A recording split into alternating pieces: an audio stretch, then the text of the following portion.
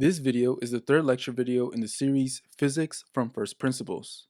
We have now gone over the order of operations and operations involving fractions. Before we begin covering exponents, let's quickly review the material from the last video. In the last lecture video, we covered adding, subtracting, multiplying, and dividing fractions. We learned that in order to add or subtract fractions, we must ensure all fractions involved have the same denominator.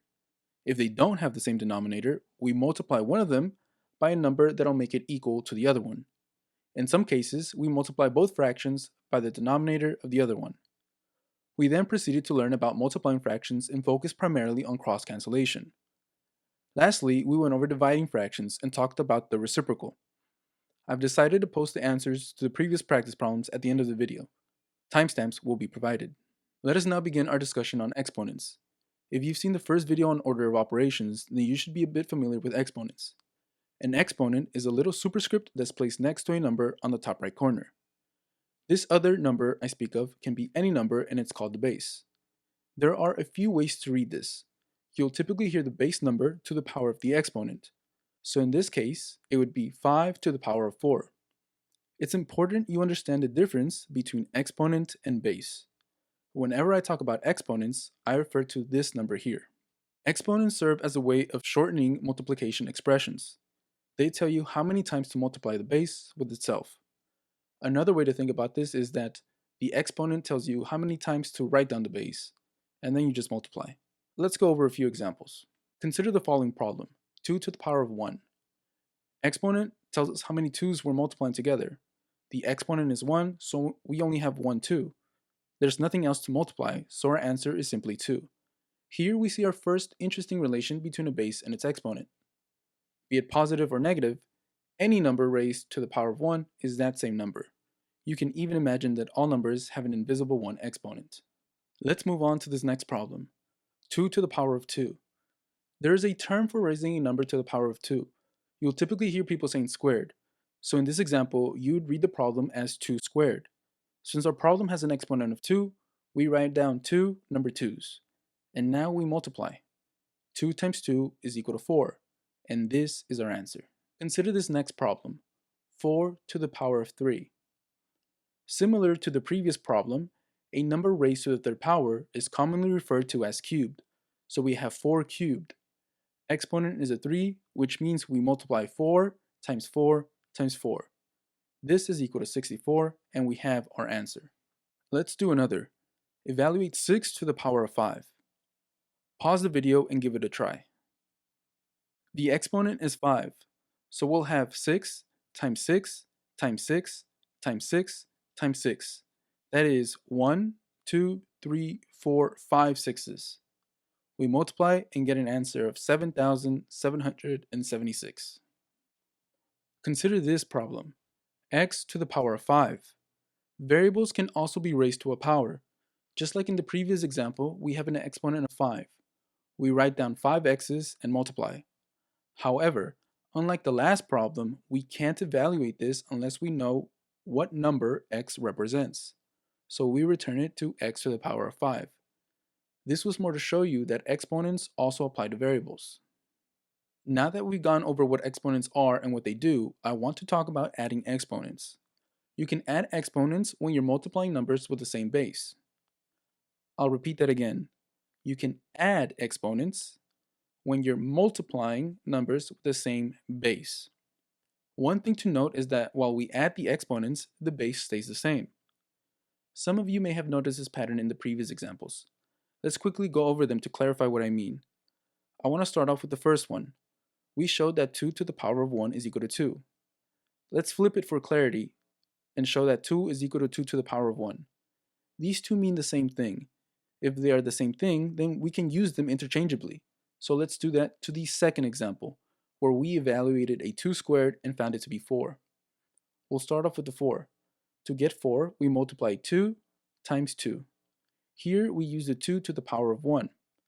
Now remember, in order to add exponents, numbers must have the same base. In this case, both numbers do have the same base. They have a base of 2. Therefore, we can add exponents, 1 plus 1, which is equal to 2, and we get a result of 2 squared. Notice that the base stayed the same. Let's quickly go over the third example. We had 4 cubed and found that to be equal to 64. We start with 64 and have it equal to 4 times 4 times 4. But again, here we use the fact that we can write any number to the power of 1. These numbers all have a base of 4, so we can add the exponents. 1 plus 1 plus 1, which is equal to 3, and we get a result of 4 to the power of 3. These cases were a bit trivial, so let's go over some example problems that you may actually find. I want you to pause and try them yourself before seeing the solution. The only way to truly learn is by doing and correcting mistakes as you go. Evaluate the following: 4 cubed times 4 squared. These numbers have the same base, so we can add the exponents. 3 plus 2 is equal to 5. Therefore, we get 4 to the power of 5. Plug this into a calculator and we get a result of 1024, and this is our answer. Consider the following: 2 to the power of 10 times 2 to the power of 10. Both numbers have a base of 2. We can add exponents. 10 plus 10 is equal to 20. Therefore, we get 2 to the power of 20. Plug this into a calculator and we get a result of 1,048,576. And this is our answer. Evaluate the following problem: 3 squared times 4 squared. These two numbers do not share the same base. We can't add the exponents, so we must evaluate them separately. 3 squared is equal to 9, and 4 squared is equal to 16. Therefore, we multiply 9 times 16, which is equal to 144. And this is our answer. Consider this next problem: 2 to the power of 5 times 9 squared times 2 squared. There are two numbers that share a base: 2 to the power of 5 and 2 squared. We also have a 9 squared, but we'll have to evaluate that separately. We can go ahead and rewrite this as 2 to the power of 5 times 2 squared times 9 squared. This wasn't necessary, but it helps with clarity. We'll be able to add the 5 plus 2, therefore getting 2 to the power of 7 times 9 squared. 2 to the power of 7 is equal to 128, and we'll multiply that by 9 squared, which is equal to 81. Plug this into a calculator and we get a result of 10,368, and this is our answer. Evaluate this next problem: 5 to the power of 2 plus 5 cubed. We have a 5 squared and a 5 cubed, two numbers with the same base, so we can add exponents, right? No, we can't. You have to be careful. We can only add exponents when we multiply numbers with the same base. Although these two numbers do share a base, we're not multiplying them, we're adding. This means we have to evaluate them separately, then add. 5 squared is equal to 25, and we'll add 5 cubed, which is equal to 125. This gives us a result of 150, and this is our answer. If we had added exponents, we would have gotten 5 to the power of 5, which is equal to 3,125. Let's do one last challenging example: 3z squared times 3 plus z squared times 3 times z squared. I again encourage you to pause the video and give it a try. Here we have numbers and variables with the same base, but they're all jumbled up, making this look a bit intimidating. To start solving this, I want to remind you of what happened in the last example problem. We had two numbers with the same base, but we couldn't add the exponents because the bases were not being multiplied. Another way to think about this is that exponents can only be added if they belong to the same term. And what do you think separates terms? Addition and subtraction operators. We have an addition operator in this problem as well, meaning we have two terms. The left one is 3z squared times 3. Notice the shared base. The term on the right is z squared times 3 times z squared. Both terms have exponents that can be added. Remember that the 3's have an invisible 1 as an exponent. The z's have an exponent of 2. Combining them, we get 3 squared times z squared plus z to the fourth times 3. 3 squared is equal to 9, so this becomes 9 times z squared plus 3z to the power of 4. For the purposes of this video, this can be our answer. However, some of you may have noticed that we can simplify this further by factoring out a 3 squared, giving us an answer of 3z squared times 3 plus z squared. We've now covered adding exponents. The next thing we should go over is subtracting them. I want you to pause the video, Consider what we just learned and ask yourself, in what situations do you think we can subtract exponents? We can subtract exponents whenever we divide numbers with the same base. Let's see what's actually occurring when we divide them that allows us to do this. In the process, we'll cover two interesting properties of exponents.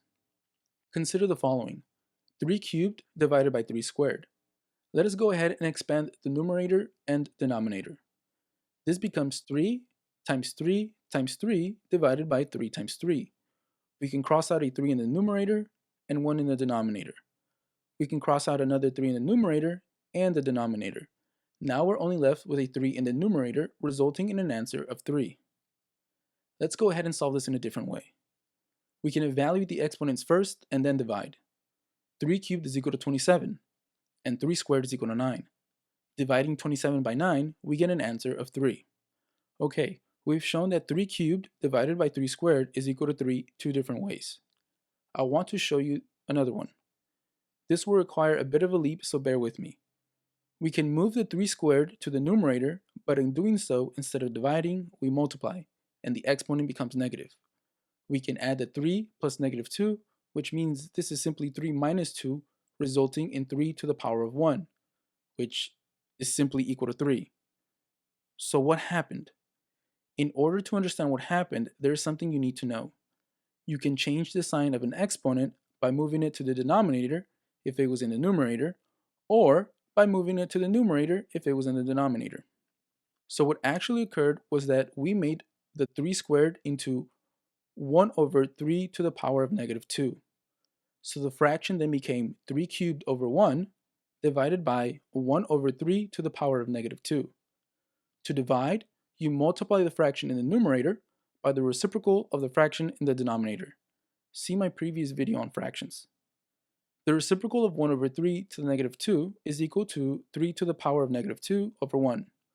We multiply the fractions, but we've already learned that we can add the exponents when multiplying numbers with the same base. And well, that's what led us getting 3 to the power of 1. Let's go back to the previous slide. I was hesitant to include all that information because, as you'll see in a few minutes, all of this can be packaged into a few rules, but I didn't want to leave you wondering how we got what we got. There's another way I like to think about this, because I find it useful when using scientific notation, which is a topic I'll go over in Chapter 1. When I consider division with numbers that have exponents and share the same base, I think of it as both sign of exponent and operation changes when I move the exponent around. I mean, look at what happened. We had a 3 cubed divided by 3 squared, and we turned it into 3 cubed times 3 to the power of negative 2. Notice the change in operation and sign of exponent. To give you another example, consider 4 cubed times 4 to the power of negative 2. I again think of it as changing the operation from multiplication to division, bringing the number with a negative exponent to the denominator, thus changing the sign of the exponent. Now, in all honesty, we wouldn't really do that. To evaluate this problem, we would add exponents and see we get an answer of 4. We typically move an exponent to the denominator when we get an answer with a negative exponent. For example, consider 5 squared times 5 to the negative 3. We add 2 plus negative 3, which is 2 minus 3, which is equal to negative 1. So our product is 5 to the negative first power. But we don't like leaving our answers with negative exponents, so we move it to the denominator. We get 1 over 5 to the first power, or simply 1 over 5. Consider this next problem: 4 squared divided by 4 squared. Let's go ahead and solve it 3 ways again. We can first evaluate exponents and then divide. 4 squared is 16, so we get 16 over 16. We divide and get an answer of 1. Now let's expand. 4 squared is 4 times 4 divided by 4 times 4. We can cross out a 4 in the numerator and 1 in the denominator. We can cross out another 4 in the numerator and in the denominator. There are no 4's left, so our answer is 1. Let's go ahead and now subtract. To do so, we move the 4 squared in the denominator to the numerator, and in doing so, the operation and the sign of the exponent changes. We add exponents, 2 plus negative 2, which results in 4 to the 0. We've already solved this problem 2 different ways and saw that the answer is 1, so we must conclude that 4 to the power of 0 is equal to 1. This leads to the following statements. Any number greater than 0, that's to say any positive number raised to the power of 0 is equal to 1. Any number less than 0, in other words, any negative number raised to the power of 0 is equal to negative 1. And lastly, 0 can be raised to the 0 because you'll get an undefined answer. Alright, pretty much all that information can be stated with the following bullets. Multiplying numbers with the same base, you add exponents. Dividing numbers with the same base, you subtract exponents. Any positive number raised to the 0 is equal to 1, and any negative number raised to the power of 0 is equal to negative 1. Now that we've gone over the Cliff Notes, let's go through a few practice problems. Consider the following. 5 to the power of 5 divided by 5 squared. We'll solve it 3 ways one last time. The first is one I don't recommend, and it's to evaluate the exponents first and then divide. Chances are you don't know what 5 to the 5th is. I don't know what 5 to the 5th is, which means we have to use a calculator. 5 to the power of 5 is 3,125, and 5 squared is 25. Now we divide and get an answer of 125. The second way is a bit long, and I also don't recommend solving it this way. We can go ahead and expand the numerator and denominator. We cancel 2 5's in the numerator and 2 in the denominator, resulting in 5 to the power of 3. This is equal to 125. The third method is what I actually recommend, and in all honesty, we wouldn't even have to write anything down. We could simply subtract 5 minus 2 in our head, see that we get 5 to the third power, giving us the same answer of 125. But if for whatever reason you needed to show your work, it would look like this. Let's evaluate this next problem. 7 to the power of 4 divided by 7 to the power of negative 2. We move the 7 to the power of negative 2 to the numerator, thus changing the operation from division to multiplication and the sign of the exponent. We add exponents, 4 plus 2, and this becomes 7 to the power of 6. We plug this into a calculator and get an answer of 117,649. Consider this next problem. 9 squared divided by 9 to the power of 5. Pause the video and give it a try. We move the 9 to the power of 5 to the numerator, changing the operation and the sign of the exponent. We add the exponents and get a result of 9 to the negative 3. Remember, we don't really like negative exponents, so we move the number down to the denominator, making this 1 over 9 cubed. We plug 9 cubed into a calculator and get a result of 729. So our final answer is 1 over 729. Let's do one final one. 3 squared times 3 to the 4th divided by 3 cubed. What we should do first is add the exponents in the numerator, 2 plus 4.